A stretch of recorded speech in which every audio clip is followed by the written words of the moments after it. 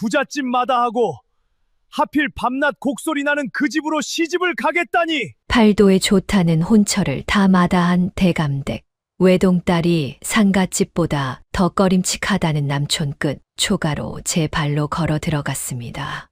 온 고을이 손가락질하고 혼례를 올리는 그 순간에도 그 집 안에서는 곡소리가 새어나왔지요.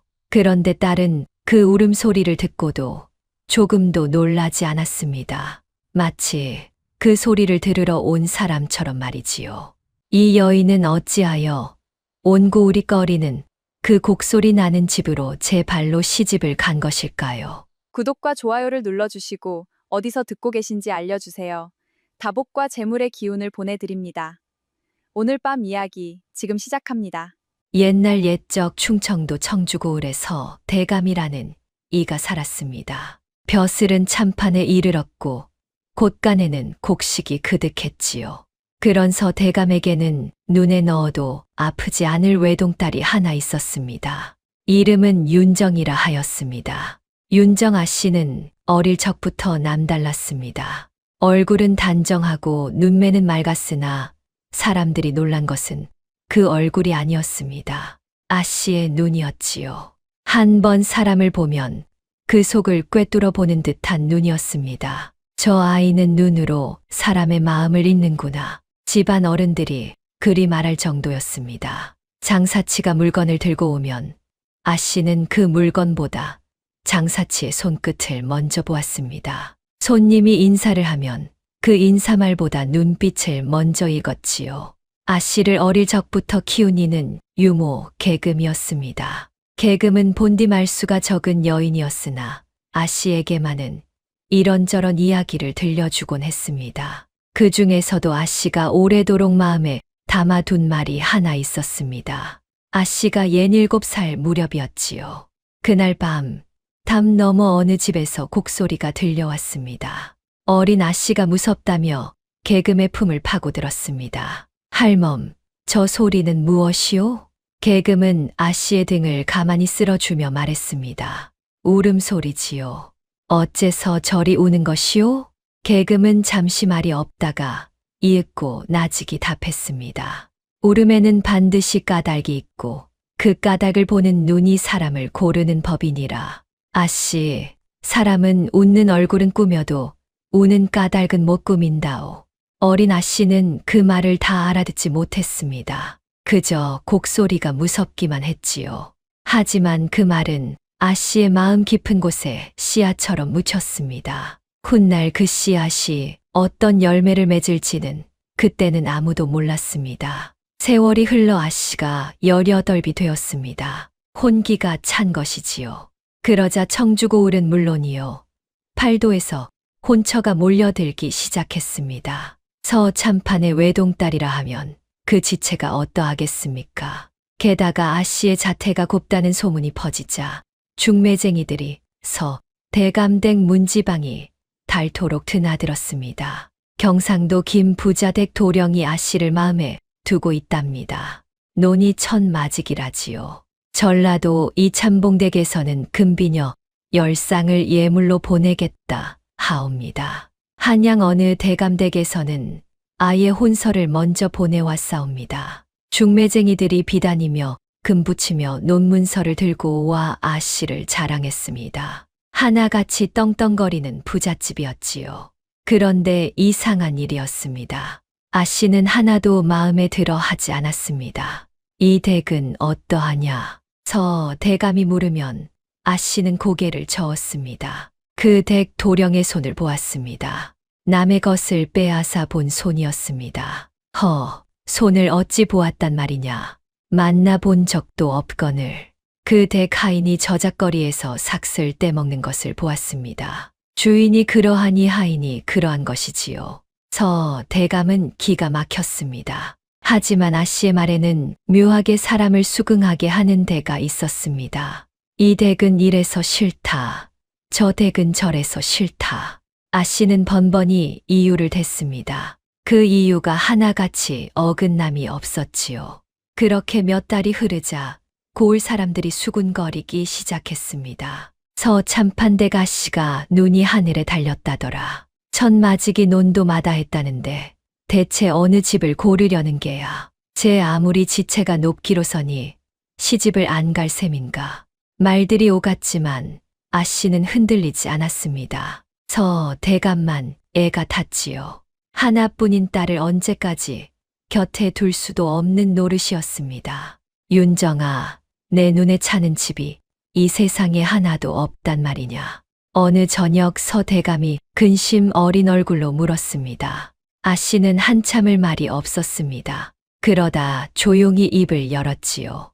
아버님, 한 집이 있기는 합니다. 서 대감의 얼굴이 대번에 밝아졌습니다. 오, 그래? 어느 댁이냐?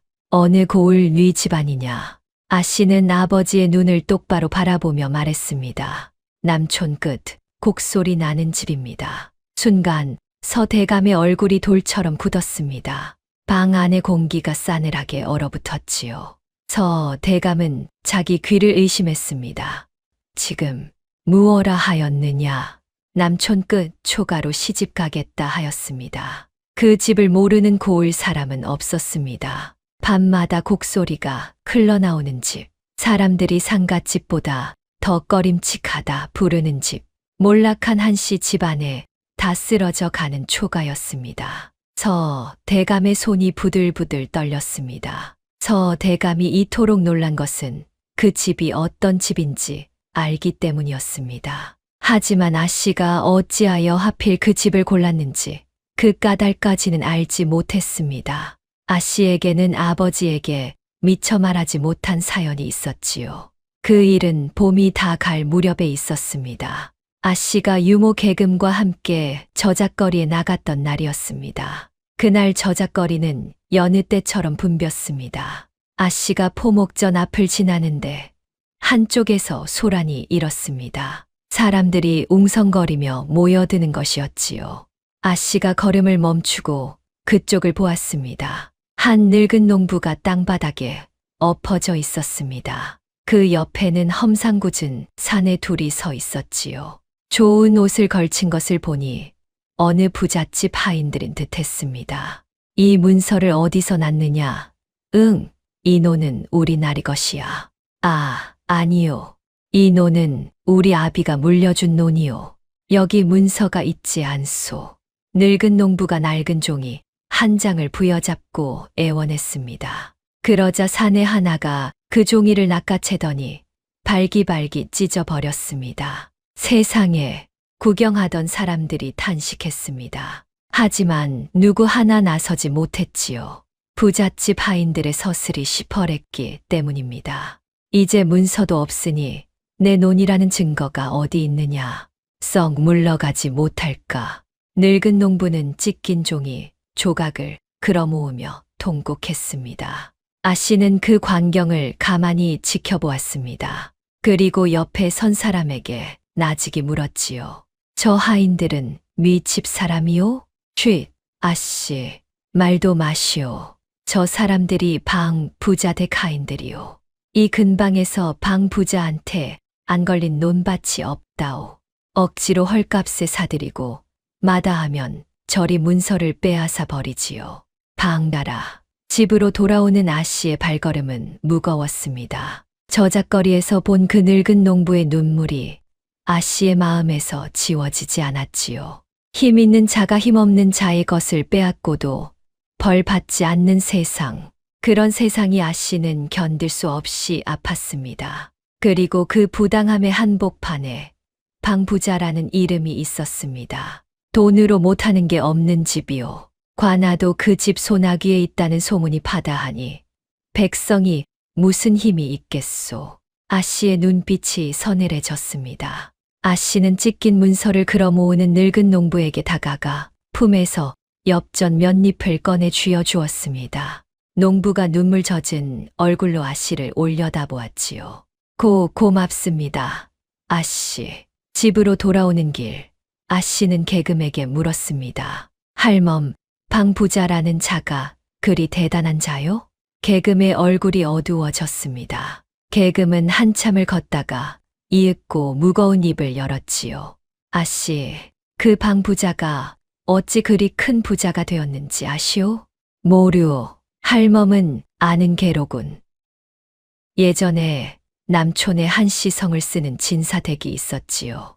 문벌도 높고 전답도 많은 명문가였습니다. 이 할멈이 젊었을 적 그 댁에 드나든 적이 있어 잘 압니다. 한씨 진사댁이라. 헌데 그 좋던 집안이 하루아침에 폭삭 무너졌지요. 없는 죄를 뒤집어 쓰고 전답이며 세간이며 다 빼앗기고 말았습니다. 그 재물이 다 어디로 갔겠습니까? 아씨가 걸음을 멈췄습니다. 설마 그렇습니다. 그 방 부자가 삼킨 것이지요. 지금 방 부자가 앉은 그 재산이 본디 한씨 댁 것이었습니다. 한씨 진사댁은 그 길로 몰락하여 지금은 남촌 끝 초가에서 밤마다 곡을 한다지요. 바로 그 곡소리 나는 집이었습니다. 아씨의 가슴 속에서 무언가가 뜨겁게 일렁였습니다. 그날 저작거리에서 본 늙은 농부의 얼굴과 밤마다 들려온다는 곡소리가 하나로 겹쳐졌지요. 그때부터였습니다. 아씨가 몰려드는 부잣집 혼처를 하나하나 마다하기 시작한 것은, 그리고 마침내 아씨는 아버지 앞에서 그 집의 이름을 꺼낸 것이었습니다. 물론 서 대감은 이런 속사정을 알 리 없었습니다. 그저 하나뿐인 딸이 다 쓰러져 가는 곡소리 집으로 가겠다 하니 하늘이 무너지는 듯 했지요. 윤정아, 정신을 차려라. 그 집이 어떤 집인지 알고 하는 소리냐. 사람이 살 수 없는 집이야. 밤마다 곡소리가 나는 흉가란 말이다. 압니다, 아버님. 알면서도 가겠다는 게냐? 이 아비를 죽일 셈이냐? 아씨는 조용히 그러나 또렷하게 말했습니다. 아버님, 곡소리 나는 집에는 반드시 울어야 할 까닭이 있습니다. 저는 그 까닭을 보러 가겠습니다. 서 대감은 딸의 말을 듣고도 고개를 저었습니다. 곡소리 나는 집에 무슨 까닭이 있든 하나뿐인 딸을 그런 흉가에 보낼 수는 없었지요. 안 된다. 절대로 안 될 말이다. 내 눈에 흙이 들어가기 전에는 허락 못한다. 아버님, 물러가거라. 다시는 그 집 이야기를 꺼내지 마라. 아씨는 그날 밤 물러났습니다. 하지만 포기한 것은 아니었지요. 다음 날에도 그 다음 날에도 아씨는 아버지 앞에 나아갔습니다. 아버님, 그 한씨 진사댁이 본디 어떤 집안이었는지 아십니까? 한씨 진사, 서 대감이 미간을 찌푸렸습니다. 아씨는 차분히 말을 이었지요. 남촌 끝 그 초가가 곡소리 나는 흉가가 아니라 본디 문벌 높은 명문가였다는 것을 아십니까? 전답이 넓고 글 읽는 소리가 끊이지 않던 집이었습니다. 그게 무슨 소리냐? 명문가가 어찌하여 초가로 없는 죄를 뒤집어 쓰고 무너진 것입니다. 재산을 빼앗기고 가장이 병들어 지금은 밤마다 곡을 하는 신세가 된 것이지요. 그 집이 우는 것은 미쳐서가 아닙니다. 억울해서입니다. 서 대감의 얼굴에 처음으로 흔들림이 스쳤습니다. 참판까지 지낸 이었습니다. 억울하게 무너진 집안이라는 말이 그의 마음 한구석을 건드린 것이지요. 허나 무너진 집안은 무너진 집안이다. 지체가 높았던들 지금은 초가가 아니냐. 아버님, 지체가 재물에 있습니까? 사람됨에 있습니까? 서 대감이 딸을 물끄러미 바라보았습니다. 아씨는 물러서지 않고 아버지의 눈을 마주 보았지요. 제가 마다한 그 부잣집들, 곳간은 그득할지 몰라도 그 재물이 어디서 왔는지 저는 보았습니다. 남의 논밭을 빼앗고 백성을 울리고 쌓은 재물이었습니다. 그런 곳간이 그득한 것이 지체입니까? 저는 곳간을 보고 시집가지 않겠습니다. 사람을 보고 가겠습니다. 한씨 댁 도령이 어떤 사람인지 제가 두 눈으로 보고 정한 것입니다. 서 대감은 오래도록 말이 없었습니다. 딸의 고집을 꺾을 수 없다는 것을 그는 알고 있었지요. 게다가 딸의 말에는 틀린 데가 없었습니다. 참판을 지낸 그였기에 억울하게 무너진 집안의 한이 어떤 것인지 짐작할 수 있었습니다. 정녕 후회하지 않겠느냐? 예, 아버님, 그 집에 들어가면 이 아비도 널 도울 수 없을지 모른다. 그래도 가겠느냐? 가겠습니다. 서 대감은 긴 한숨을 내쉬었습니다. 그리고 마침내 무거운 목소리로 말했지요. 내 뜻대로 하여라. 이렇게 하여 혼담이 오가게 되었습니다. 대감 집딸이 몰락한 한씨 댁에 시집 간다는 소문은 삽시간에 청주 고을에 퍼졌습니다. 세상에 서참판댁 아씨가 곡소리 집으로 시집 간다더라. 천마지기 논도 마다한 아씨가 다 쓰러져 가는 초가로 간다니 실성한 게 아니냐. 복에 겨워 저러는 게지. 두고 보아라. 얼마 못 가 눈물 콧물 다 쏟을 것이다. 사람들의 입방아는 그칠 줄 몰랐습니다. 하지만 정작 혼담을 받은 한씨 댁은 어떠했을까요? 남촌 끝 초가에서는 뜻밖의 혼담에 도리어 당황하고 있었습니다. 병석에 누운 한 진사는 며느리를 드린다는 말에 힘없이 손을 저었습니다. 안 될 말이다. 이 다 쓰러져 가는 집에 무슨 며느리냐. 더구나 서참판대 규수라니. 될 법이나 한 소리냐. 한 진사의 외아들 시연이 아버지의 곁을 지키고 있었습니다. 시연은 23살의 청년이었지요.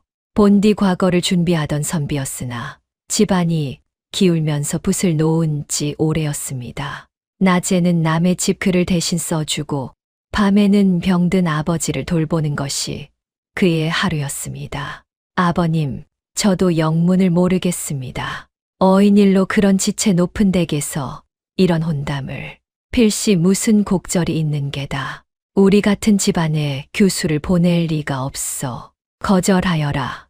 하지만 혼담은 이미 서 대감 쪽에서 강하게 나온 터였습니다. 아씨의 뜻이 워낙 굳었기 때문이지요.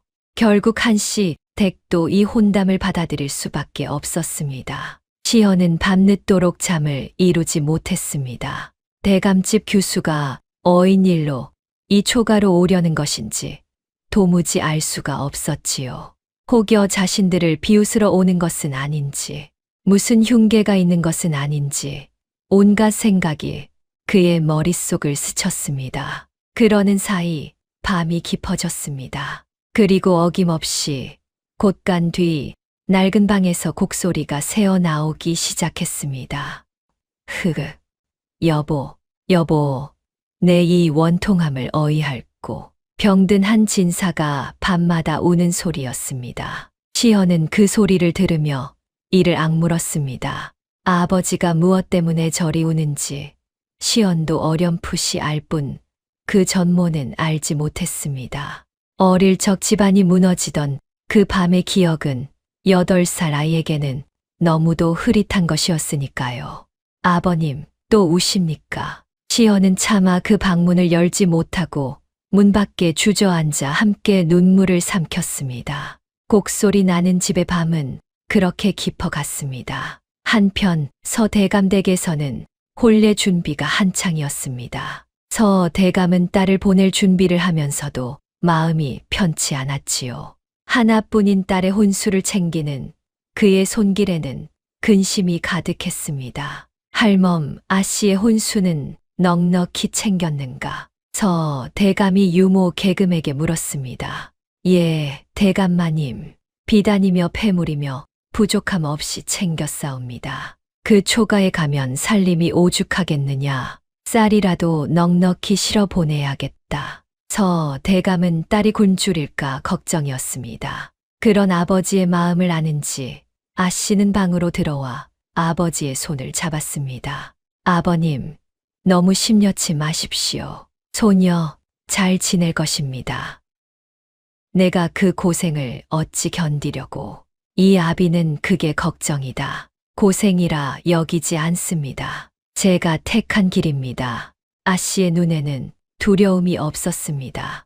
오히려 어떤 결심 같은 것이 서려 있었지요. 서대감은 그런 딸을 보며 무언가 자신이 모르는 깊은 뜻이 있음을 어렴풋이 느꼈습니다. 하지만 굳이 캐묻지 않았습니다. 딸을 믿었기 때문이지요. 혼례를 앞둔 마지막 밤, 유모 계금이 아씨의 방을 찾았습니다. 계금의 눈에는 눈물이 그렁그렁했지요. 아씨, 이 할멈이 아씨를 갓난쟁이 때부터 키웠는데 이리 보내려니 가슴이 미어집니다. 할멈, 한씨 댁으로 가시는 것이 그 저작거리 일 때문이지요. 이 할멈이 괜한 이야기를 해서 아씨는 계금의 손을 꼭 잡았습니다. 아니요, 할멈. 할멈이 아니었으면 나는 아무것도 몰랐을 것이요. 할멈이 내게 그 집의 사연을 일러주었으니 나는 이제 그 한을 풀어줄 참이요. 아씨, 그것이 어디 쉬운 일입니까? 방 부자는 관아까지 소나귀에 넣은 자입니다. 잘못하면 아씨까지. 할멈, 예전에 내게 이르지 않았소. 사람은 웃는 얼굴은 꾸며도 우는 까닭은 못 꾸민다고. 이제 그 까닭을 밝힐 때가 온 것이오. 계금은 더 말리지 못했습니다. 아씨의 뜻이 그토록 굳은 것을 이제 계금도 알았기 때문이지요. 다만 계금은 아씨의 손에 무언가를 쥐어 주었습니다. 아씨, 혹여 도움이 필요하거든 이 할멈을 부르십시오. 이 할멈 젊었을 적 한씨 댁에 드나들며 알던 이들이 아직 남아 있습니다. 그 중에는 그 집안이 무너지던 날을 두 눈으로 본 이도 있지요. 그 집안이 무너지던 날을 본 이가 있단 말이오? 아씨의 눈이 번쩍였습니다. 계금이 고개를 끄덕였지요. 우보라는 이입니다. 예전에 한씨 댁에서 부리던 아이인데 지금은 늙어 저작거리 뒷골목에 산다지요. 그 이가 그날의 일을 다 안다 합니다. 아씨는 그 이름을 마음 깊이 새겼습니다. 우보, 언젠가 반드시 그를 찾아야 할 것이라고 아씨는 예감했습니다. 드디어 혼례날이 되었습니다. 이 혼례는 청주 고을의 큰 구경거리였습니다. 대감집 딸이 곡소리 나는 초가로 시집간다니 사람들이 어찌 궁금하지 않았겠습니까? 혼례 행렬이 지나는 길목마다 구경꾼이 몰려들었습니다. 저기 온다. 저기 와. 꽃가마가 남촌 길을 따라 나아갔습니다. 그런데 가마가 향하는 곳을 보고 사람들은 저마다 수군거렸지요. 진짜로 저 초가로 가는구나. 저 다 쓰러져 가는 집으로 대감집 아씨가 들어간다고? 쯧쯧. 아까운 교수 하나 버렸구먼. 가마가 남촌 끝 초가에 이르렀습니다. 과연 소문대로였지요. 마당은 잡초가 우거지고 지붕은 군데군데 내려앉아 있었습니다. 혼례상이라고 차려놓은 것도 초라하기 그지없었습니다. 떡 몇 조각과 나물 몇 접시가 전부였지요. 구경 온 사람들이 손가락질하며 비웃었습니다. 저것이 혼례상이냐? 상갓집 제쌍만도 못하구나. 대감집에서 시집 오는데 시댁이 저 모양이라니. 가마에서 아씨가 내렸습니다. 붉은 화롯을 입고 족두리를 쓴 아씨의 자태는 그 초라한 마당에서 유독 빛이 났습니다. 아씨는 조금도 주눅 들지 않았습니다. 오히려 고개를 반드시 들고 시댁의 마당을 천천히 둘러보았지요. 그때 신랑 시언이 마당으로 나왔습니다. 낡은 도포를 걸쳤지만 몸가짐이 반듯한 청년이었습니다. 두 사람의 눈이 처음으로 마주쳤습니다. 시언은 순간 당황했습니다. 소문으로 듣던 것과 달리 아씨의 눈빛에는 비웃음도 흉계도 없었기 때문입니다. 오히려 무언가를 알고 있는 듯한 깊고 따뜻한 눈이었지요. 혼례가 치러졌습니다. 초라한 혼례상 앞에서 두 사람은 맞절을 올렸습니다. 구경꾼들이 여전히 수군거리는 가운데 아씨는 담담히 예를 다했습니다. 그런데 바로 그때였습니다. 집 안 깊은 곳에서 곡소리가 흘러나오기 시작한 것입니다. 흐흐, 흑흑, 혼례가 한창인데 곡소리라니. 구경꾼들이 흠칫 놀라 입을 다물었습니다. 마당의 싸늘한 정적이 감돌았지요. 세상에 혼례날에 곡소리가 웬 말이냐. 저 집은 귀신이 붙었어. 불길하기 짝이 없구나. 사람들이 몸서리를 치며 하나둘 물러갔습니다. 신랑 시언의 얼굴이 흙빛이 되었습니다. 하필 이런 날 아버지가 또 곡을 하시다니. 그는 부끄러움에 고개를 들지 못했습니다. 면목이 없소이다. 시언이 기어들어가는 목소리로 아씨에게 말했습니다. 그런데 아씨는 놀라지도 얼굴을 찡그리지도 않았습니다. 오히려 그 곡소리가 새어 나오는 쪽으로 조용히 고개를 돌렸지요. 아씨의 눈빛이 깊어졌습니다. 바로 저 소리였습니다. 아씨가 이 집으로 온 까닭, 그 한복판에 저 곡소리가 있었지요. 드디어 왔구나. 아씨는 속으로 생각했습니다. 저 울음의 까닭을 보러 여기까지 온 것이었으니까요. 그날 밤이 되었습니다. 혼례의 소라는 가라앉고 초가에는 무거운 정적이 내려앉았습니다. 신방에 홀로 남은 아씨는 잠을 이루지 못하고 앉아 있었습니다. 그리고 다시 곡소리가 들려오기 시작했습니다. 흐흐, 여보, 내 이 한을 어이할꼬. 흑흑. 아씨는 조용히 자리에서 일어났습니다. 그리고 소리 없이 신방문을 열었지요. 다들 잠든 밤, 아씨는 곡소리를 따라 발걸음을 옮겼습니다. 곡소리는 곳간 뒤편의 낡은 방에서 흘러나오고 있었습니다. 아씨는 그 방문 앞에 다다랐습니다. 문틈으로 희미한 불빛이 새어 나왔지요. 아씨는 가만히 문을 열었습니다. 방 안에는 병든 노인이 앉아 있었습니다. 시아버지 한진사였지요. 백발이 성성한 노인은 낡은 여인의 저고리 하나를 품에 안고 통곡하고 있었습니다. 여보, 내가 미안하오. 다 내 탓이오. 그 원통함을 아직도 풀지 못하고. 흑흑. 아씨는 그 광경을 가만히 지켜보았습니다. 그것은 미친 노인의 넋소리가 아니었습니다. 무언가 깊은 한을 품은 억울한 자의 울음이었지요. 한참 만에 한 진사가 인기척을 느끼고 고개를 들었습니다. 문가에 선 며느리를 보고 노인은 흠칫 놀라 저고리를 감추었습니다. 누구냐? 어인 일로 얘까지. 아씨는 방으로 들어가 노인 앞에 조용히 무릎을 꿇었습니다. 그리고 나직이 물었습니다. 아버님, 이 집은 밤마다 누구를 위해 곡을 합니까? 한 진사의 눈이 흔들렸습니다.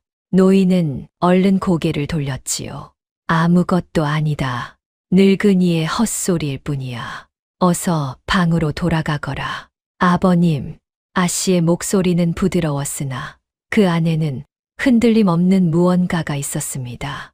이 집이 밤마다 우는 데에는 반드시 곡절이 있을 것입니다. 저는 그 곡절을 들으러 이 집에 왔습니다. 한 진사가 놀란 눈으로 며느리를 바라보았습니다. 하지만 노인은 끝내 입을 열지 않았습니다. 오랜 세월 삼켜온 두려움이 그의 입을 무겁게 짓누르고 있었기 때문이지요. 돌아가거라. 아무것도 묻지 마라. 이 집의 일에 끼어들면 너까지 화를 입는다. 노인의 목소리에는 깊은 두려움이 배어 있었습니다. 아씨는 그날 밤 더 캐묻지 않았습니다. 다만 노인이 품에 안고 있던 그 낡은 저고리와 그가 자꾸만 바라보던 방 한쪽 벽을 눈여겨보았지요. 무언가가 있었습니다. 저 벽 너머에 이 집이 밤마다 우는 까닭이 숨어 있었습니다. 아씨는 그것을 직감했습니다. 이튿날부터 아씨는 시댁 살림을 하나하나 살피기 시작했습니다. 겉으로는 여느 새 색시처럼 밥을 짓고 빨래를 하며 지냈지요. 하지만 아씨의 눈은 쉬지 않았습니다. 이 집의 구석구석을 이 집 사람들의 말과 행동을 낱낱이 살폈습니다. 며칠을 지내며 아씨는 이상한 점을 하나둘 발견했습니다. 첫째, 이 집은 본디 가난한 집이 아니었습니다. 다 쓰러져 가는 초가였지만 곳곳에 지난날의 흔적이 남아 있었지요. 마루 밑에 뒹구는 것은 값진 벼루에 깨진 조각이었고 벽장 깊숙이 처박힌 것은 한때 귀히 쓰였을 녹그릇이었습니다. 몰락하기 전에는 분명 넉넉한 집안이었던 것입니다. 둘째, 남편 시어는 그를 아는 선비였습니다. 밤이면 몰래 옛 책을 꺼내 읽는 것을 아씨는 보았지요. 과거를 준비하던 사람이 붓을 놓은 것이 게을러서가 아니라 집안이 기울었기 때문임을 아씨는 알아챘습니다. 셋째, 시아버지 한 진사는 늘 곳간 뒤 그 낡은 방에만 머물렀습니다. 그리고 이상하게도 노인은 자꾸만 그 방의 한쪽 벽을 바라보았습니다. 마치 그 벽 너머에 무언가 소중한 것이 있는 듯이 말이지요. 아 씨는 어느 날 남편 시언에게 조심스레 물었습니다. 서방님, 이 집안이 본디 어떤 집안이었는지 여쭈어도 되겠습니까? 시헌의 얼굴이 어두워졌습니다. 그는 한참을 망설이다가 무겁게 입을 열었지요. 부끄러운 이야기 외다. 우리 집안은 본디 남촌에서 손꼽히던 명문가였소. 조부께서는 벼슬을 지내셨고 아버님도 진사에 오르셨지요. 전답이 넓어 소작을 붙이는 2만 수십이었소. 그런데 어찌하여 내가 8살 되던 해였소. 아버님이 별안간 관아에 끌려가셨소. 무슨 죄를 지었다는 것이었는데 나는 아직도 그 죄가 무엇인지 모르오. 그 일이 있은 뒤로 우리 집 전답이 모조리 남의 손에 넘어갔소. 어머님은 그 화병으로 이듬해 세상을 드셨고 시헌의 목소리가 떨렸습니다. 아 씨는 가만히 그 이야기를 들었습니다. 아버님은 그 뒤로 절이 되셨소. 밤마다 어머님의 저고리를 붙들고 우시는 것이요. 무엇이 그리 원통하신지 자식인 나에게도 말씀하지 않으시오. 그저 우시기만 할 뿐. 서방님은 그 죄가 무엇인지 정말 모르십니까? 모르오. 그때 나는 너무 어렸소. 다만 시헌이 잠시 말을 멈추었습니다. 다만 그 무렵 우리 집 전답을 사들인 이가 있었소. 방 부자라는 자였소. 그 자가 우리 집안이 무너진 뒤 하루아침에 큰 부자가 되었지요. 사람들은 우연이라 하지만 나는 시헌은 끝내 말을 잊지 못했습니다. 하지만 아 씨는 그가 삼킨 말이 무엇인지 알 수 있었습니다. 방 부자, 저작거리에서 늙은 농부의 문서를 찢던 그 하인들의 주인, 아 씨가 마다한 그 부잣집 혼처의 주인이 바로 이 집안을 무너뜨린 장본인이었던 것입니다. 아 씨의 가슴 속에서 모든 것이 하나로 맞물리기 시작했습니다. 곡소리의 까닭, 시아버지가 바라보던 벽 사라진 전답, 그리고 방 부자. 이 모든 것이 하나의 실로 꿰어지고 있었지요. 이 집이 우는 까닭을 이제 알겠구나. 아 씨는 조용히 결심했습니다. 저 벽 너머에 무엇이 숨어 있는지, 그리고 이 집안을 무너뜨린 진실이 무엇인지 반드시 밝혀내리라고 말이지요. 하지만 서두르지 않았습니다. 상대는 관아까지 손에 쥔 방 부자였으니까요. 섣불리 움직였다가는 시아버지의 말대로 자신까지 화를 입을 수 있었습니다. 아 씨는 때를 기다리기로 했습니다. 그리고 그 사이 무너진 이 집안을 하나씩 일으켜 세우기로 마음먹었지요. 아 씨가 가장 먼저 한 일은 시아버지의 병을 돌보는 것이었습니다. 한 진사는 오랜 세월 곡기를 제대로 넘기지 못해 몸이 바싹 말라 있었습니다. 아 씨는 혼수로 가져온 비단 몇 필과 금비녀를 조용히 저작거리에 내다 팔았습니다. 아니, 그 귀한 혼수를 어찌 파신단 말이오? 시헌이 놀라 물었습니다. 아 씨는 담담히 답했지요. 비단이 사람보다 귀하겠습니까? 이 돈으로 약을 지어 아버님을 베어야지요. 아 씨는 그 돈으로 좋은 약재를 구해 손수 다렸습니다. 또 쌀을 사서 미음을 쏘어 하루도 거르지 않고 시아버지에게 올렸지요.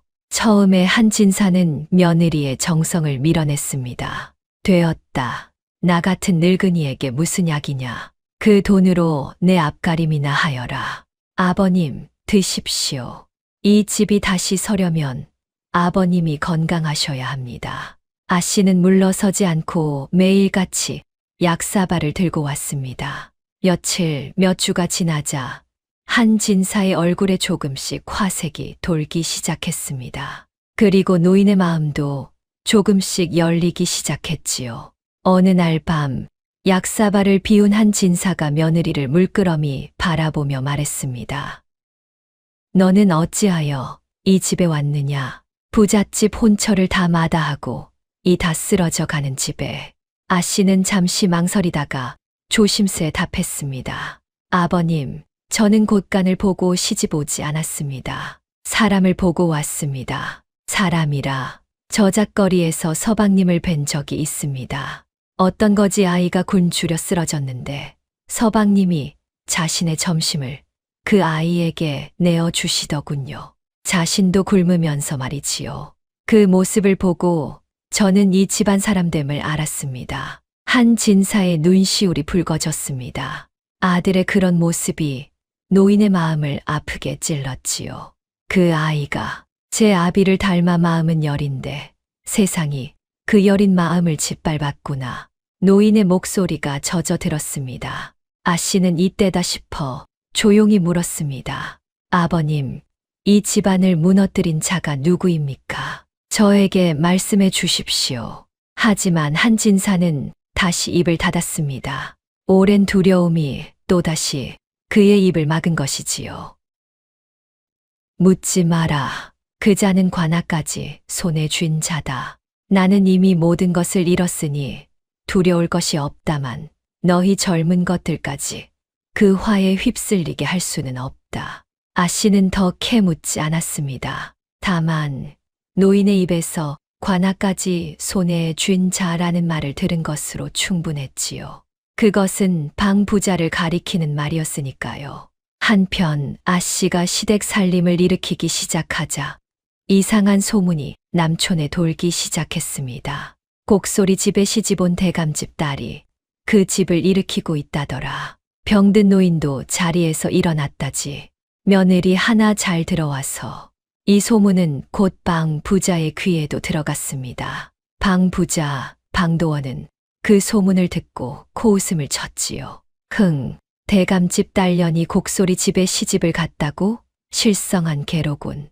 그러나 방도원의 곁에 있던 청지기가 낯빛을 흐리며 말했습니다. 날이 그 규수가 예사 인물이 아니라 합니다. 서참판댁 외동딸인데 사람 보는 눈이 귀신 같다지요. 그 댁이 다시 일어서기라도 하면 뭐라 그깟 죽어가는 집안이 무엇으로 일어선단 말이냐. 방도원이 버럭 소리쳤습니다. 하지만 그의 눈빛 한 구석에는 스치는 불안이 있었습니다. 15년 전 그가 삼킨 그 집안, 완전히 무너뜨렸다 여겼던 그 집안이 다시 꿈틀거린다는 소식이 영 마뜩잖았던 것이지요. 청지기야, 그 집을 잘 살펴라. 무슨 수작을 부리는지 낱낱이 알아오너라.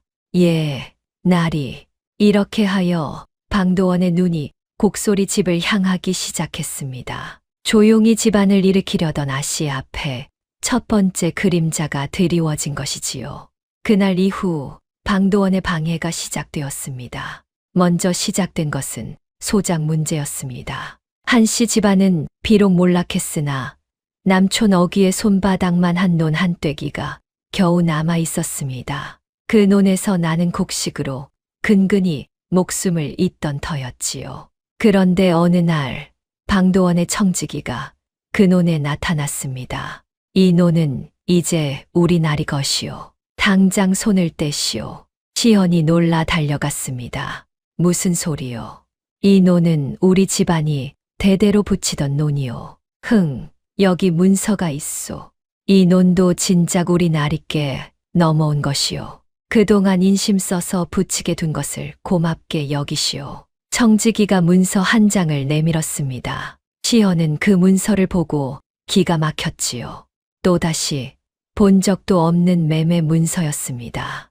언제 서명했는지도 모를 문서에 한씨 집안의 이름이 올라 있었습니다. 이것은 가짜요. 우리는 이 논을 판 적이 없소. 가짜라니 무엄하구나. 문서가 이리 멀쩡한데 무슨 소리냐. 정 억울하면 관아에 가서 따져보든가. 청지기가 비웃었습니다. 관아에 가 보았자 소용없음을 그자는 알고 있었지요. 시연은 분을 참지 못해 주먹을 떨었습니다. 하지만 힘없는 그가 할 수 있는 것은 아무것도 없었습니다. 이 소식을 들은 아씨는 그러나 조금도 흔들리지 않았습니다. 서방님, 노여움을 거두십시오. 저들이 급해진 것입니다. 급해지다니. 그게 무슨, 우리 집안이 다시 일어서는 것을 저들이 두려워하는 것입니다. 그러니 저리 서둘러 마지막 논까지 빼앗으려는 게지요. 저들이 두려워한다는 것은 곧 저들에게 캥기는 무언가가 있다는 뜻입니다. 아 씨의 말에 시어는 놀란 눈으로 아내를 바라보았습니다. 절망 속에서도 아 씨는 오히려 상대의 약점을 읽어내고 있었던 것이지요. 방도원의 방해는 그것으로 그치지 않았습니다. 이번에는 소문이었습니다. 남촌 저작거리에 흉흉한 소문이 돌기 시작한 것이지요. 곡소리집 며느리가 무당을 불러 굿을 한다더라. 밤마다 이상한 짓을 한다지. 그 집에 붙은 귀신을 부린다는 게야. 물론 근거 없는 헛소문이었습니다. 방도원이 사람을 풀어 퍼뜨린 것이었지요. 아 씨의 평판을 떨어뜨려 사람들이 한 씨 집안을 더욱 멀리하게 만들려는 수작이었습니다. 동네 사람들은 그 소문을 믿고 한 씨 집안을 더욱 꺼렸습니다. 곡소리 집이라 꺼림칙하던 차에 이제는 아예 귀신 들린 집이라 손가락질했지요. 하지만 아 씨는 이 소문에도 흔들리지 않았습니다.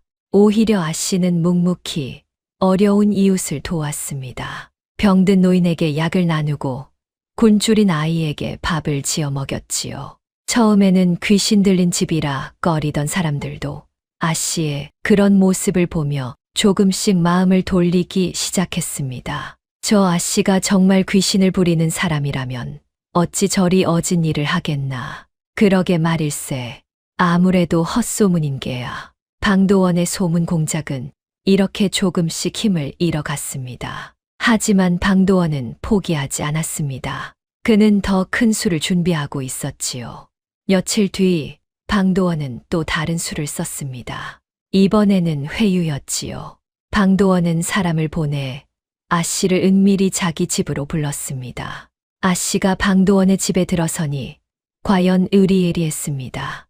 높은 기와 지붕의 넓은 마당, 곳간마다 곡식이 그득했지요. 그러나 아 씨는 그 모든 것을 보며 도리어 마음이 서늘해졌습니다. 저 재물이 어디서 왔는지 아 씨는 알고 있었으니까요. 방도원이 거만한 자세로 아 씨를 맞았습니다. 자네가 그 소문난 대감집 딸인가? 과연 인물이 훤하구먼. 헌데 어쩌다 그런 다 쓰러져 가는 집에 시집을 갔누. 아까운 인물이야. 아 씨는 담담히 답했습니다. 제가 택한 길이니 아까울 것이 없습니다. 허허, 고집도 세구먼. 내 자네를 부른 것은 다름이 아니라 좋은 제안을 하나 하려는 것이네. 방도원이 눈을 가늘게 뜨며 말을 이었습니다. 그 곡소리 집, 앞날이 뻔하지 않은가. 자네 같은 인물이 그런 집에서 썩기는 아깝지. 내 자네에게 논백 맞이기를 줄 터이니 그 집안일에서 손을 떼게. 어떤가. 노골적인 매수였습니다. 아 씨가 무언가를 캐고 있음을 눈치채고 아예 입을 막으려는 것이었지요. 하지만 아 씨는 조금도 흔들리지 않았습니다. 오히려 미소를 지으며 답했지요. 날이 논백 맞이기라 하셨습니까? 그 논이 본디 누구의 것이었는지 나리께서는 아십니까? 방도원의 얼굴이 순간 굳었습니다. 아 씨는 그 굳은 얼굴을 똑바로 바라보며 말했습니다. 남의 눈에서 눈물을 짜내어 쌓은 곳간은 아무리 높아도 그 끝이 편치 못한 법입니다. 저는 그런 논은 한마디기도 받지 않겠습니다. 방도원의 눈에 살기가 어렸습니다. 회유가 통하지 않음을 안 것이지요. 그는 이를 갈며 속으로 생각했습니다. 이 계집이 무언가를 알고 있구나. 그냥 두어서는 안 되겠다. 아 씨는 그 자리를 물러나오며 방도원의 눈빛에서 그 사리를 읽었습니다. 이제 방도원이 마지막 수단을 쓸 것임을 아 씨는 직감했지요. 방도원의 보복은 이번에는 아프게 걸렸습니다. 그는 저작거리의 상인들을 소나귀에 넣고 있었지요. 방도원은 상인들에게 으름장을 놓았습니다. 곡소리 집에 물건을 파는 자는 다시는 이 저작거리에서 장사하지 못할 줄 알라고 말이지요. 며칠 지나지 않아 아 씨는 그 서슬을 실감했습니다. 시아버지의 약을 지으러 약방에 갔더니 약방 주인이 손사래를 쳤습니다. 아 씨, 미안하오. 이 약재는 팔 수가 없소이다. 어인일입니까? 값은 넉넉히 치르겠습니다. 값이 문제가 아니오. 방 부자 댁에서 곡소리 집에는 약재를 팔지 말라 엄포를 놓았소. 내가 이 장사를 접을 수야 없지 않소. 부디 딱한 사정을 헤아려 주시오.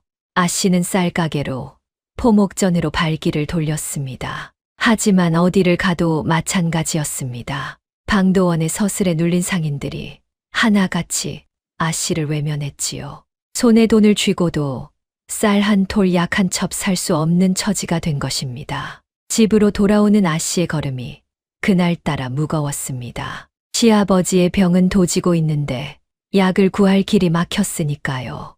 처음으로 아씨의 가슴에 막막함이 밀려들었습니다. 상대는 저작거리 하나를 통째로 쥐고 흔드는 자다.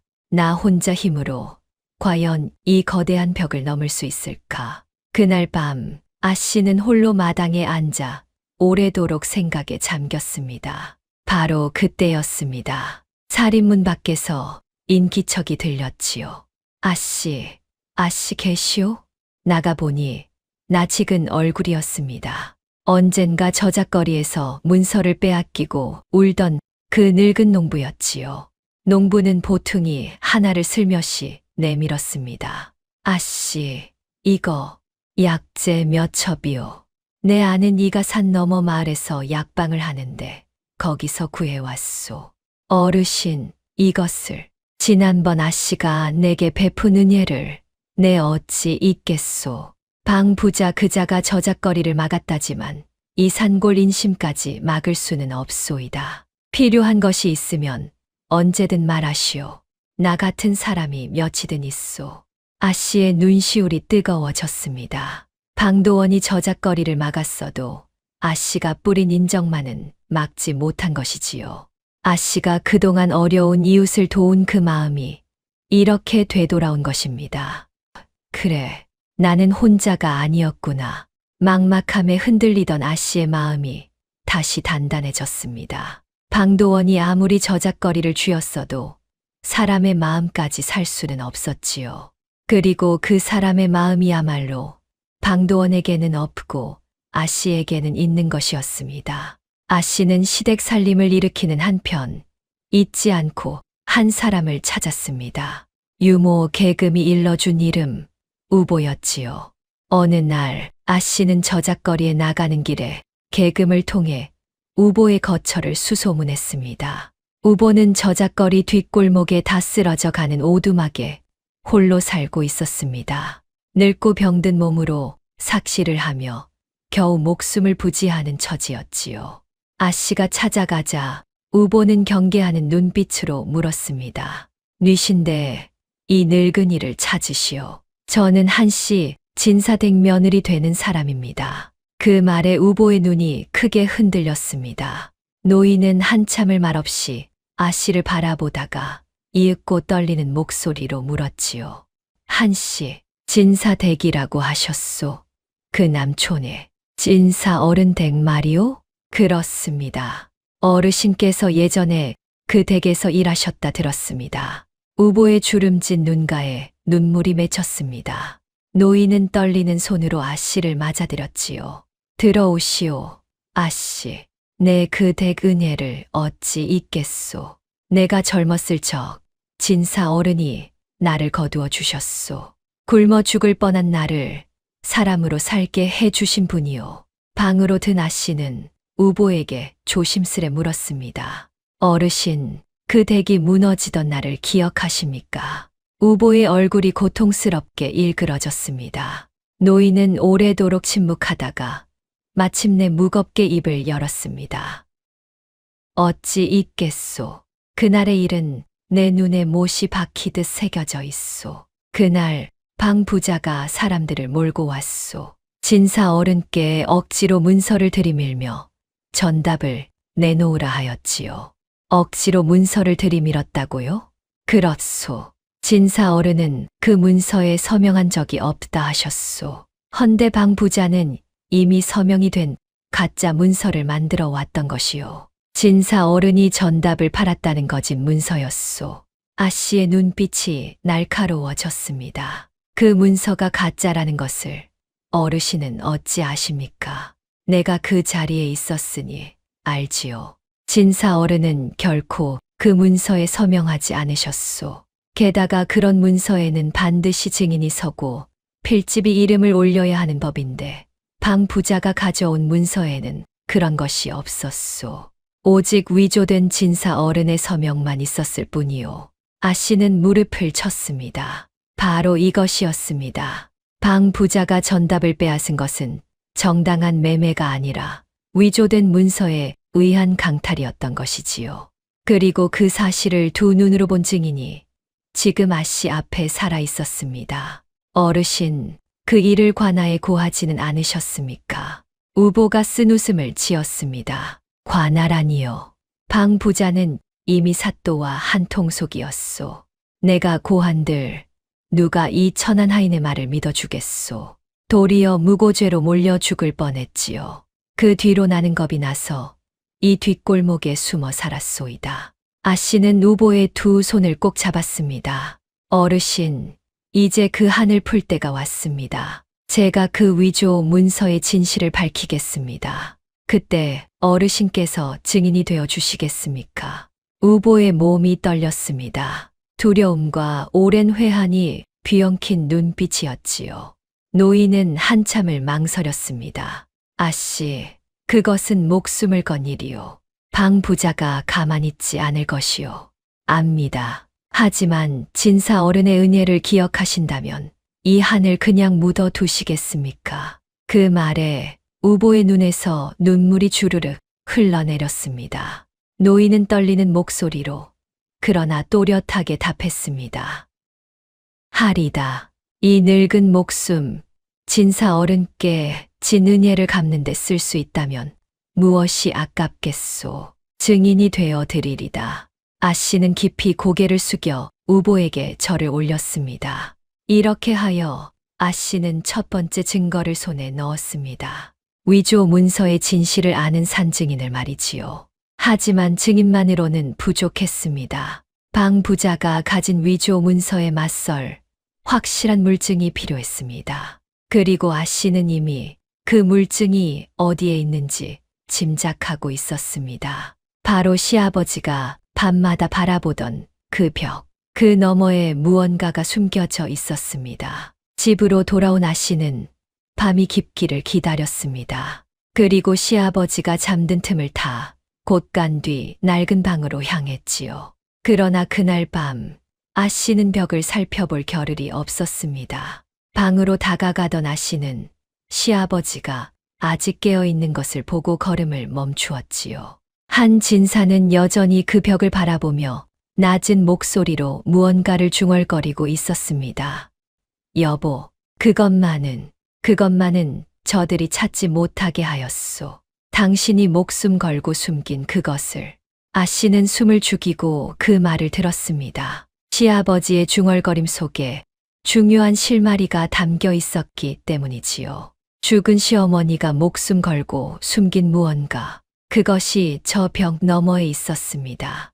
아 씨는 그날은 조용히 물러났습니다. 서두르지 않았지요. 하지만 이대로 노인이 스스로 입을 열기만 기다릴 수는 없었습니다. 며칠 뒤 아 씨는 마음을 정하고 시아버지 앞에 앉았습니다. 아버님, 저 벽 너머에 무엇이 있는지 저에게 말씀해 주십시오. 한 진사의 얼굴이 대번에 굳었습니다. 노인은 벌컥 화를 냈지요. 무슨 소리냐? 아무것도 없다. 다시는 그 벽을 입에 담지 마라. 아버님, 돌아가거라. 이 집의 일에 끼어들면 너까지 죽는다. 나는 이미 자식 하나 지키자고 15년을 참았다. 이제 와서 며느리까지 잃을 수는 없어. 노인의 완강한 거부에 아 씨는 그날도 물러설 수밖에 없었습니다. 오랜 두려움이 그토록 깊었던 것이지요. 정성만으로는 노인이 삼킨 그 두려움을 녹일 수 없었습니다. 아 씨는 방법을 바꾸기로 했습니다. 노인이 말하지 않겠다면 노인이 말하지 않을 수 없게 만들어야 했지요. 아 씨는 우보에게서 들은 것을 낱낱이 정리했습니다. 위조된 문서 증인도 필집도 없던 그 문서, 그리고 그 위조를 두 눈으로 본 산 증인. 이제 아 씨는 빈손이 아니었습니다. 그날 밤, 아 씨는 다시 시아버지의 방을 찾았습니다. 그리고 이번에는 묻지 않았습니다. 대신 자신이 알아낸 것을 조용히 풀어놓았지요. 아버님, 15년 전 방 부자가 위조한 문서로 이 집안의 전답을 빼앗았지요. 그 문서에는 증인도 필집도 없었습니다. 오직 위조된 아버님의 서명뿐이었지요. 그리고 그 자리에는 우보라는 이가 있었습니다. 그날의 일을 두 눈으로 본 이가 아직 살아 있습니다. 한 진사의 몸이 크게 떨렸습니다. 노인은 믿을 수 없다는 듯 며느리를 바라보았지요. 내가 그것을 어찌 우보가 아직 살아있단 말이냐. 살아 있습니다. 그리고 증인이 되어 주기로 하였습니다. 아버님, 저는 이미 다 알고 있습니다. 이제 아버님만 입을 여시면 이 집안의 한을 풀 수 있습니다. 언제까지 저 벽만 바라보며 우실 것입니까? 노인의 눈에서 참았던 눈물이 왈칵 쏟아졌습니다. 오랜 세월 홀로 짊어졌던 짐을 이제 나눌 사람이 나타난 것이지요. 마침내 한 진사가 떨리는 목소리로 입을 열었습니다. 그래. 이제 말하마. 그동안 두려워 아무에게도 말하지 못한 것을. 그래. 이제 말하마. 그동안 두려워 아무에게도 말하지 못한 것을. 노인은 눈물을 닦고 무겁게 이야기를 이었습니다. 내 말이 다 맞다. 방 부자가 위조 문서로 우리 전답을 빼앗았지. 나는 억울함을 호소했으나 방 부자는 이미 사또와 한 통속이었다. 도리어 내가 무고죄로 몰릴 판이었지. 그때 내가 목숨을 부지한 것은 내 시어머니 덕이었다. 시어머니라고요? 그래. 내 시어머니는 영민한 사람이었다. 그이는 방 부자가 위조 문서를 만들었다는 것을 알고 우리 집안에 진짜 문서를 몰래 숨겼다. 우리가 그 전답을 정당히 소유했음을 증명하는 원래의 문서 말이다. 그 문서만 있으면 방 부자의 위조를 밝힐 수 있었지. 아 씨의 가슴이 뛰었습니다. 그 문서가 지금 어디에 있습니까? 한 진사의 눈길이 방 한쪽 벽으로 향했습니다. 저 벽 속에 있다. 내 시어머니가 목숨을 걸고 저 벽 안에 숨겼지. 방 부자의 하수인들이 온 집을 뒤졌으나 끝내 찾지 못한 곳이다. 허나 노인의 목소리가 떨렸습니다.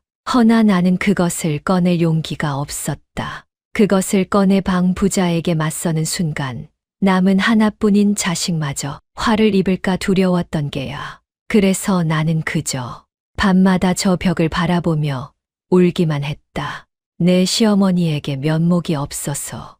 아 씨는 그제야 모든 것을 이해했습니다. 곡소리의 진짜 까닭을 말이지요. 그것은 미친 노인의 넋두리가 아니었습니다. 진실을 알면서도 두려움에 맞서지 못한 한 아비의 통안의 눈물이었던 것입니다. 아 씨는 노인의 손을 굳게 잡았습니다. 아버님, 이제 그 눈물을 거두십시오. 그 문서, 이제 제가 꺼내겠습니다. 그리고 시어머니의 억울함과 이 집안의 한을 반드시 풀어드리겠습니다. 허나 아가야, 그것은 너무도 위험한. 아버님, 저는 이미 증인도 찾았습니다. 그날의 위조를 두 눈으로 본 우보 어르신이 증인이 되어 주기로 하였습니다. 문서와 증인, 이 둘이면 방 부자의 죄를 밝힐 수 있습니다. 한 진사의 눈이 크게 흔들렸습니다.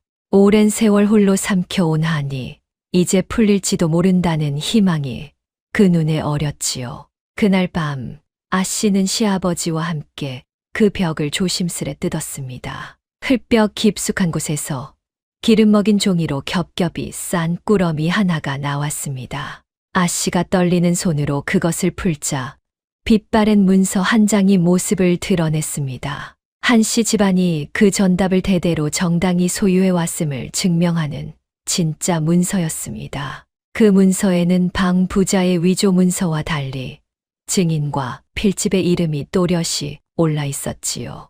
그리고 그 문서와 함께 죽은 시어머니가 눈물로 적은 글 한 장이 들어 있었습니다. 방 부자가 어떻게 위조 문서로 전답을 빼앗았는지 그 전말이 낱낱이 적힌 글이었습니다.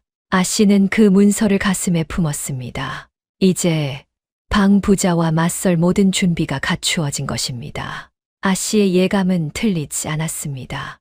회유가 통하지 않자 방도원은 마침내 최후의 수단을 꺼내 들었습니다. 방도원은 먼저 아 씨가 무언가를 캐고 다닌다는 것을 확실히 알아냈습니다. 그가 풀어놓은 밀정이 아 씨가 우보를 찾아간 것을 알아챈 것이지요.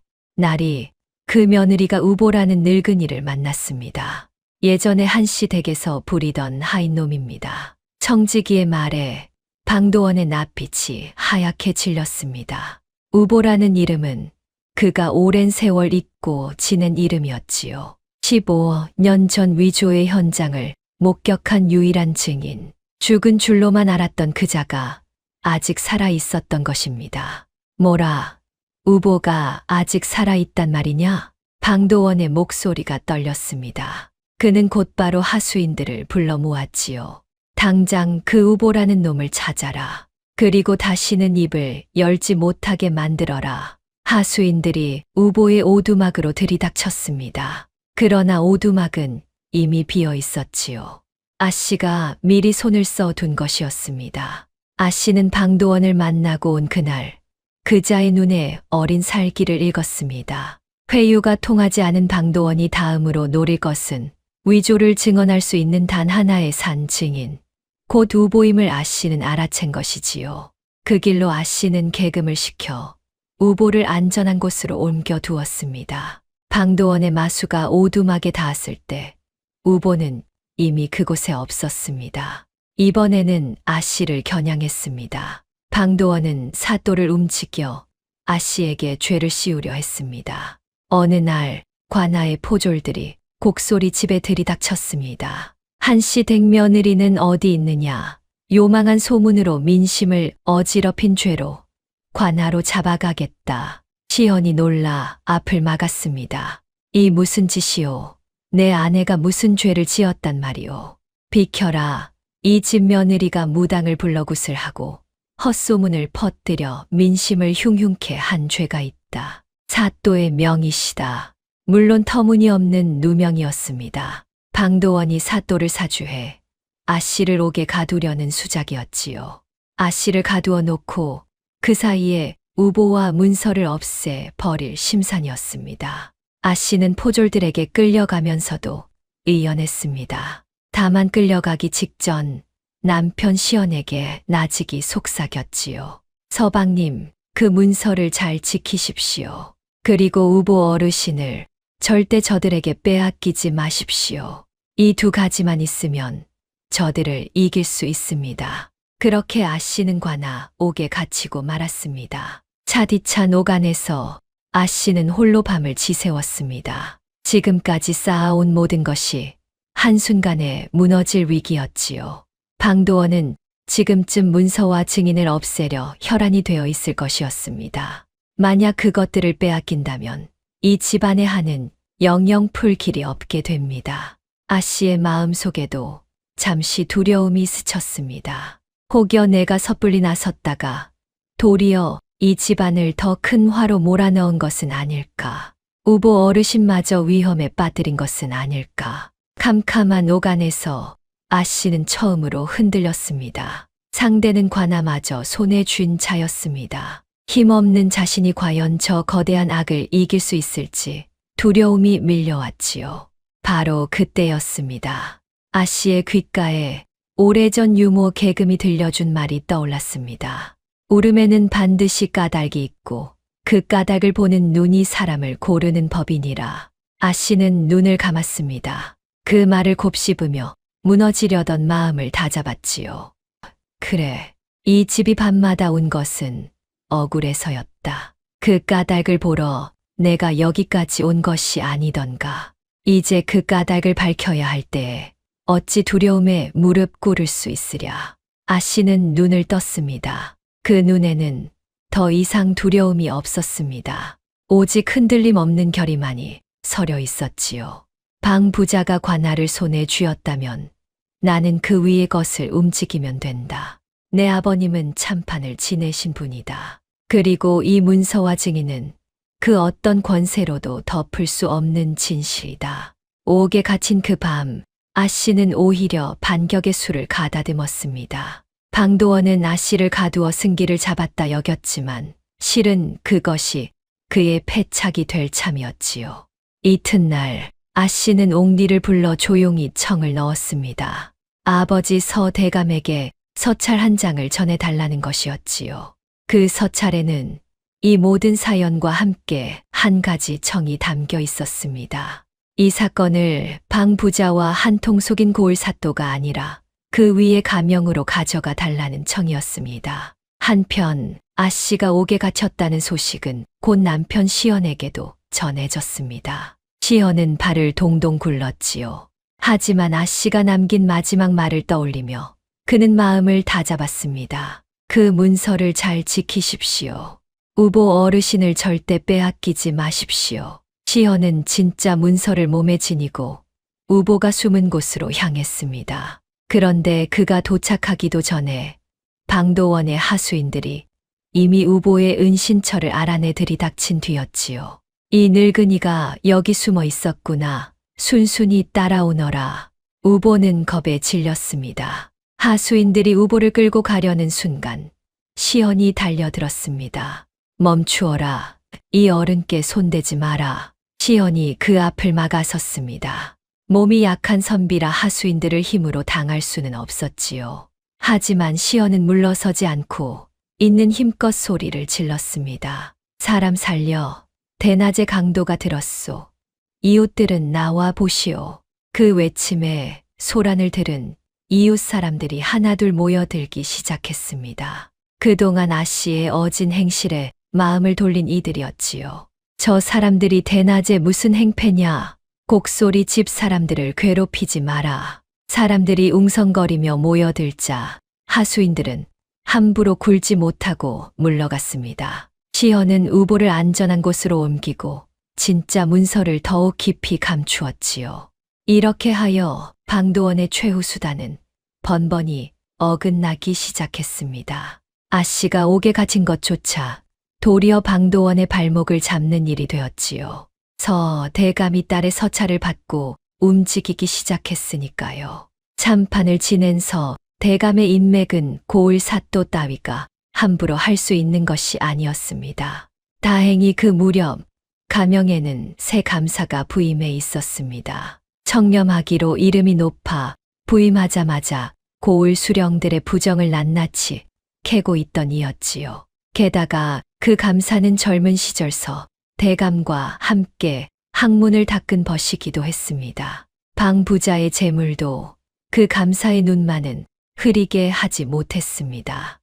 대감은 곧바로 가명으로 사람을 보내 이 사건을 그 감사에게 직접 고했습니다. 고을 사또의 손을 벗어난 더 높은 곳으로 사건이 올라간 것이지요. 감사는 대감의 청을 받아들였습니다. 마침 고을 사또의 비행을 의심하던 차라 이 사건을 직접 살피겠노라 명을 내렸지요. 방도원과 한통 속인 고을 사또가 아니라 가명에서 이 사건을 다루게 된 것입니다. 방도원은 이 소식을 듣고 얼굴이 새파랗게 질렸습니다. 뭐라, 가명에서 이 일을 다룬다고? 그럴 리가. 그가 손에 쥔 것은 고을 사또까지였습니다. 가명의 감사까지는 그의 손이 미치지 못했지요. 게다가 서참판이 나섰다 하니 방도원은 처음으로 두려움을 느꼈습니다. 옥에 갇혔던 아씨는 가명의 명으로 풀려났습니다. 그리고 마침내 진실을 가릴 자리가 마련되었지요. 감사가 직접 주관하는 공개된 재판이었습니다. 방도원도 한씨 집안도 모두 그 자리에 서게 되었습니다. 아씨는 옥을 나서며 하늘을 올려다보았습니다. 오랜 세월 이 집안이 흘린 눈물이 이제 그 까닭을 세상에 드러낼 때가 온 것이지요. 옥에 갇힌 아씨를 면회한 것은 남편 시연이었습니다. 시연은 옥 창살 너머로 아내를 보며 참았던 눈물을 쏟았습니다. 새아씨, 내가 못나서 그대를 이런 곳에. 이 모두가 내 탓이오. 아 씨는 오히려 남편을 위로했습니다. 서방님, 그런 말씀 마십시오. 저는 두렵지 않습니다. 진실은 결코 묻히지 않는 법입니다. 허나 상대는 관아까지 손에 쥔 자요. 우리 같은 힘없는 사람들이 어찌. 서방님, 방 부자가 관아를 쥐었다면 저는 그 위를 움직일 것입니다. 제 아버님은 참판을 지내신 분이지요. 이미 아버님께 서찰을 보냈습니다. 이 일이 가명으로 올라가면 방 부자의 손이 미치지 못하는 곳에서 진실을 가릴 수 있습니다. 시연은 그제야 아내의 깊은 뜻을 헤아렸습니다. 아 씨는 옥에 갇힌 그 순간조차 반격의 수를 놓지 않고 있었던 것이지요. 서방님, 한 가지만 명심하십시오. 그 진짜 문서와 우보 어르신, 이 둘만 무사하면 우리가 이깁니다. 무슨 일이 있어도 그 둘을 지키십시오. 알겠소. 목숨을 걸고 지키리다. 시연은 굳게 약속하고 돌아섰습니다. 그 눈에는 이제 절망 대신 결의가 서려 있었지요. 한편 방도원은 서참판이 나섰다는 소식에 안절부절 못했습니다. 그는 청지기를 붙들고 다그쳤지요. 서참판이 나섰다고 그자가 어찌 이 일에 끼어든단 말이냐. 날이 그 며느리가 바로 서참판 댁 딸이 아니옵니까. 딸이 옥에 갇혔으니 아비가 나서는 것은 당연하지요. 이런, 내 진작 그 계집을 옥에 가둘 것이 아니었다. 도리어 긁어 부스럼을 만들었구나. 방도원은 그제야 자신의 패착을 깨달았습니다. 아 씨를 옥에 가둔 것이 오히려 서참판을 움직이게 만든 것이지요. 하지만 이미 엎질러진 물이었습니다. 사건은 그의 손을 떠나 가명으로 올라가고 있었으니까요. 마침내 가명의 재판날이 밝았습니다. 관아 마당에는 사람들이 구름처럼 몰려들었습니다. 대감집 딸이 곡소리 집에 시집간 그 사연이 이제 어떻게 끝나는지 온 고을이 지켜보러 온 것이지요. 감사가 높은 자리에 앉고 그 아래로 방도원과 한씨 집안 사람들이 마주 섰습니다. 방도원은 겉으로는 여전히 거만했습니다. 그는 감사 앞에서도 큰 소리를 쳤지요. 감사 또, 이것은 모두 저 며느리가 꾸며 낸 모함이옵니다. 저 한씨 집안은 15년 전 제게 전답을 정당히 판 것이옵니다. 여기 그 매매 문서가 있사옵니다. 방도원이 문서 한 장을 내밀었습니다. 위조된 그 매매 문서였지요. 감사가 그 문서를 살펴보았습니다. 겉보기에는 그럴듯했습니다. 이때 아 씨가 앞으로 나섰습니다. 아 씨는 감사를 향해 또렷한 목소리로 아뢰었습니다. 감사 또, 그 문서는 위조된 것이옵니다. 소녀가 그 증거를 아뢰겠사옵니다. 방도원이 코웃음을 쳤습니다. 한나 다녀자가 무슨 증거를 댄단 말이냐. 감사 또, 저 계집의 말을 믿지 마옵소서. 하지만 아 씨는 흔들림 없이 말을 이었습니다. 감사 또, 조선의 법도에 따르면 전답을 사고 파는 문서에는 반드시 증인과 필집의 이름이 올라야 하옵니다. 그것이 없는 문서는 효력이 없사옵니다. 헌데 당 부자가 내민 저 문서를 보십시오. 파는 이의 서명만 있을 뿐 증인도 필집도 없사옵니다. 이것이 어찌 정당한 매매 문서이겠사옵니까? 감사가 문서를 다시 살펴보았습니다. 과연 아 씨의 말대로였습니다. 증인과 필집의 이름이 없었지요. 감사의 눈빛이 날카로워졌습니다. 정령 증인과 필집이 없구나. 방 부자, 이것을 어찌 설명하겠느냐. 방도원의 얼굴에 당황한 기색이 스쳤습니다. 하지만 그는 얼른 둘러댔지요. 그것은 세월이 오래되어 그 부분이 훼손된 것이옵니다. 뭔디 있었사옵니다. 그렇습니까? 아 씨가 조용히 되물었습니다. 그리고 품에서 겹겹이 싼 꾸러미를 꺼냈지요. 그렇다면 이 문서와 견주어 보십시오. 이것은 한씨 집안이 그 전답을 대대로 정당히 소유해왔음을 증명하는 진짜 문서이옵니다. 아씨가 진짜 문서를 펼쳐 올렸습니다. 그 문서에는 증인과 필집의 이름이 또렷이 올라 있었지요. 방도원의 위조 문서와는 확연히 다른 격식을 갖춘 진짜 문서였습니다. 이 문서를 보십시오. 증인과 필집의 이름이 이토록 또렷하옵니다. 진짜 문서에는 있는 것이 어찌 방 부자의 문서에는 없겠사옵니까? 방 부자의 문서가 위조임이 이로써 명백하옵니다. 방도원의 얼굴이 하얗게 질렸습니다. 그가 죽은 줄 알았던 진짜 문서가 이렇게 눈앞에 나타날 줄은 꿈에도 몰랐던 것이지요. 그 문서가 어디서? 그것은 진작에. 방도원은 자기도 모르게 말을 흘리다가 입을 다물었습니다. 하지만 이미 늦었지요. 그 문서를 없앴어야 할 자가 그 문서의 존재를 알고 있었다는 것이 드러난 것입니다. 아씨는 그 틈을 놓치지 않았습니다. 방 부자, 방금 진작에라 하셨습니까? 무엇이 진작에 어찌 되었어야 한단 말입니까? 이 문서가 있는 줄을 나리께서는 어찌 아셨습니까? 방도원은 대답하지 못했습니다. 이마에서 식은땀이 흘렀지요. 그러자 아씨가 마지막 패를 꺼냈습니다. 감사또 소녀에게는 증인도 있사옵니다. 15년 전 방 부자가 위조 문서로 한씨 집안의 전답을 빼앗던 그 현장을 두 눈으로 본 이가 있사옵니다. 아씨의 말에 관아 마당이 술렁였습니다. 이윽고 백발의 노인 하나가 앞으로 나왔습니다. 우보였지요. 소인은 예전에 한씨 진사댁에서 부리던 우보라 하옵니다. 15년 전 그날 방 부자가 위조한 문서를 들이밀며 진사 어른의 전답을 강제로 빼앗는 것을 소인이 두 눈으로 똑똑히 보았사옵니다. 그러나 방도원은 15년을 버텨온 자였습니다. 그는 이 정도로 무너지지 않았지요. 오히려 코웃음을 치며 감사를 향해 반격했습니다. 감사또 저 늙은이의 말을 믿으시옵니까? 저자는 예전에 제가 도둑질을 하다 내쫓은 하인이옵니다. 그 앙심을 품고 없는 일을 지어내는 것이지요. 게다가 저 며느리가 내민 문서야말로 수상하옵니다. 죽은 사람이 벽 속에 숨겨두었다니 그 말을 무엇으로 믿는단 말이옵니까? 저 문서야말로 저들이 급조한 위조가 아니고 무엇이겠사옵니까? 방도원은 그러고는 미리 준비해 둔 차를 불러냈습니다. 돈으로 매수한 가짜 증인이었지요. 소인은 이 고을에서 문서를 다루는 아전이온데 저 한씨 댁 문서는 근래에 만들어진 가짜가 분명하옵니다.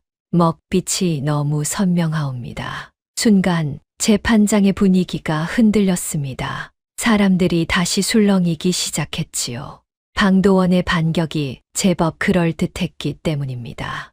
우보의 얼굴이 새파랗게 질렸습니다. 도둑으로 몰린 데다 문서마저 위조로 뒤집힐 판이었으니까요. 시험마저 안절부절 못했습니다. 하지만 아씨는 조금도 당황하지 않았습니다. 아씨는 오히려 차분한 목소리로 방도원이 부른 가짜 증인에게 물었습니다. 아전 나리께 여쭙겠습니다. 그 먹빛으로 문서의 연대를 가릴 수 있다 하셨지요. 그렇다면 여기 방 부자가 내민 문서의 먹빛은 어떠합니까? 15년 전 것이라면서 어찌 일이 새 것처럼 선명합니까? 가짜 증인이 말문이 막혔습니다. 자기 논리에 자기가 걸린 것이지요. 방도원의 위조 문서야말로 먹빛이 새 것같이 선명했던 것입니다.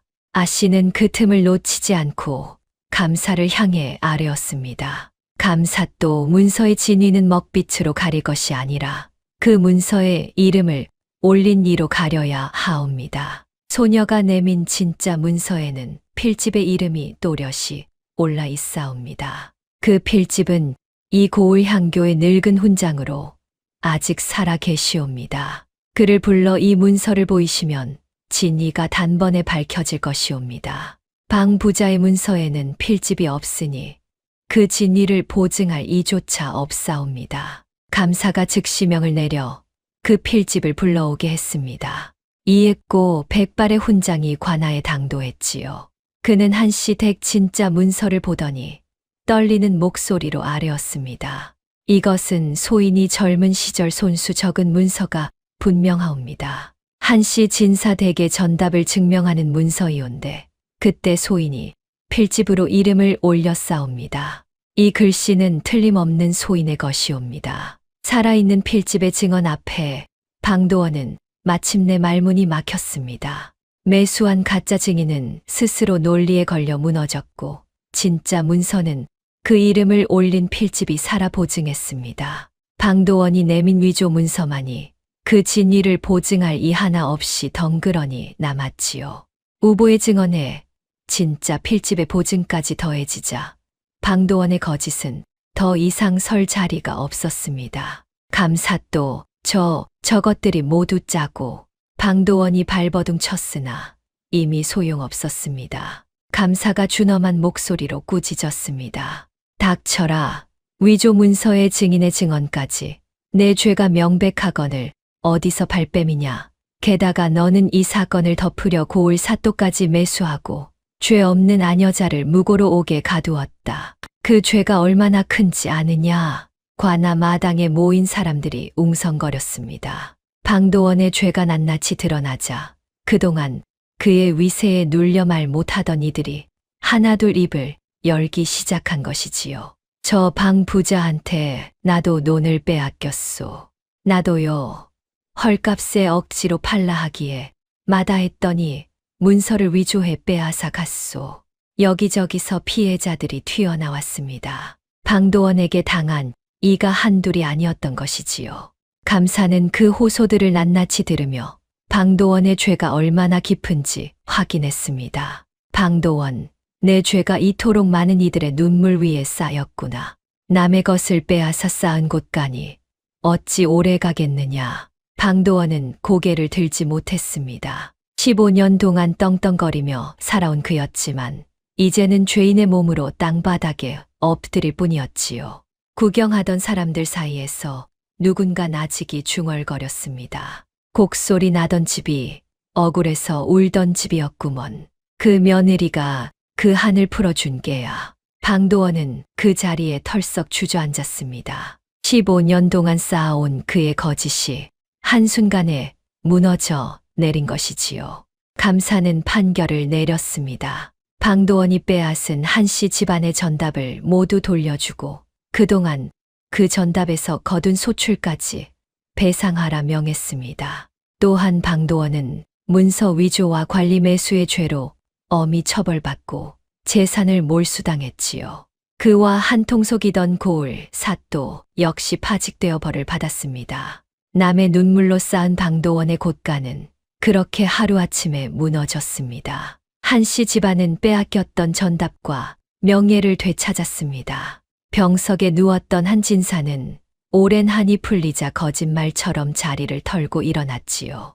남편 시어는 다시 붓을 들어 학문에 정진했고 훗날 과거에 급제하여 집안을 다시 일으켰습니다. 그리고 무엇보다 곡소리 나던 그 집에서 다시는 곡소리가 들리지 않게 되었습니다. 그 자리에는 웃음소리가 피어났지요. 전답을 되찾은 날, 한씨 집안에는 오랜만에 웃음꽃이 피었습니다. 그동안 한씨 집안을 멀리하던 이웃들도 하나둘 찾아와 축하의 말을 건넸지요. 진작 알아보지 못하고 곡소리 집이라 손가락질했던 것이 참으로 부끄럽소이다. 아씨 같은 분이 이 집에 드셨으니 이 집안이 다시 일어선 것이 당연하지요. 아씨는 그런 이웃들을 따뜻하게 맞았습니다. 그리고 되찾은 전답의 일부를 그동안 방도원에게 시달린 가난한 이웃들에게 나누어 소작을 주었지요. 곡소리 나던 그 집은 이제 온 남촌에서 가장 인심 좋은 집으로 소문이 났습니다. 우보 노인도 한씨 집안으로 돌아왔습니다. 15년 전 진사 어른을 모시던 그가 다시 이 집안의 은혜 속에서 여생을 보내게 된 것이지요. 한 진사와 우보는 오랜만에 마주 앉아 지난 세월의 회한을 나누며 눈물을 흘렸습니다. 우보야, 내가 그날의 일을 증언해 주지 않았다면 이 한을 어찌 풀었겠느냐. 참으로 고맙구나. 어른, 그런 말씀 마십시오. 소인이 오히려 진작 나서지 못한 것이 죄스러울 따름입니다. 이제라도 어른의 한을 풀어드릴 수 있어 소인은 여한이 없사옵니다. 어느 날 밤 자리를 털고 일어난 한 진사가 며느리를 불렀습니다. 노인의 얼굴에는 오랜만에 편안한 미소가 어려 있었습니다. 아가야, 예, 아버님. 내가 이 집에 들어온 날부터 곡소리가 멎었다. 15년을 밤마다 울던 이 늙은이가 이제는 두 다리 뻗고 잠을 잔다. 이 모두가 내 덕이다. 아씨는 고개를 저었습니다. 아닙니다, 아버님. 이 집이 그토록 오래 운 것은 망해서가 아니라 억울해서였습니다. 그 억울함이 풀렸으니 이제 울 까닭이 없어진 것이지요. 저는 다만 그 까닭을 밝혔을 뿐입니다. 한 진사의 눈에 눈물이 맺혔습니다. 그러나 그것은 이제 한의 눈물이 아니었습니다. 기쁨과 감사의 눈물이었지요. 훗날 이 이야기는 고을에 두고두고 전해졌습니다. 사람들은 이렇게 말했다지요. 서참판댁 딸이 부잣집을 버린 게 아니었어. 진짜 사람 사는 집을 고른 것이었지. 곳간이 그득한 집이 복된 집이 아니라 울음의 까닭을 알아보는 눈이 참으로 귀한 것이었구나. 세상 사람들은 흔히 곳간의 높이로 집안을 가늠합니다. 하지만 아씨는 곳간이 아니라 그 집에서 흘러나오는 울음의 까닭을 보았지요. 남들이 꺼리던 곡소리 속에서 아씨는 억울하게 무너진 한 집안의 진실을 읽어낸 것입니다. 그것이야말로 그 어떤 재물로도 살 수 없는 귀한 눈이었습니다. 울음에는 반드시 까닭이 있는 법입니다. 그리고 그 까닭을 알아보는 눈이야말로 그 어떤 곳간의 재물보다 값진 것이겠지요. 다음 영상을 빠르게 만나보시려면 좋아요와 구독을 눌러주세요. 지금 화면에 나오는 더 재미있는 영상들도 함께 해주세요.